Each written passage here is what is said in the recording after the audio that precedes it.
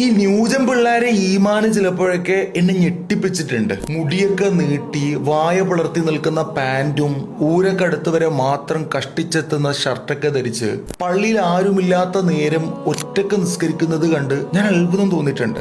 അതിന് കാരണം യഥാർത്ഥ വിശ്വാസിക്ക് നിസ്കാരം ഒഴിവാക്കാനുള്ള ഒരു മാർഗവും ഇല്ലെന്നുള്ളതാണ്. യുദ്ധത്തിന് ഓടുന്നവൻ പോലും നിസ്കരിക്കേണ്ടത് ഫിഖ് ഗ്രന്ഥങ്ങളിൽ കാണാം. നിന്ന് നിസ്കരിക്കാൻ പറ്റുന്നില്ലേ ഇരുന്ന് നിസ്കരിക്കുക, അതിനും പറ്റുന്നില്ലേൽ വലതു ഭാഗത്തേക്ക് ചെരിഞ്ഞു കിടന്നും, അതിനും പറ്റില്ലേൽ ഇടതുഭാഗത്തേക്ക് ചെരിഞ്ഞു കിടന്നും, അതിനും പറ്റില്ലേൽ മലർന്നു കിടന്നും നിസ്കരിക്കണമെന്നാണ്. ഇനി കൈയും കാലൊന്നും അനക്കാൻ പറ്റുന്നില്ലേൽ കണ്ണുകൊണ്ട് ആംഗ്യം കാണിച്ചു വേണം നിസ്കരിക്കാൻ.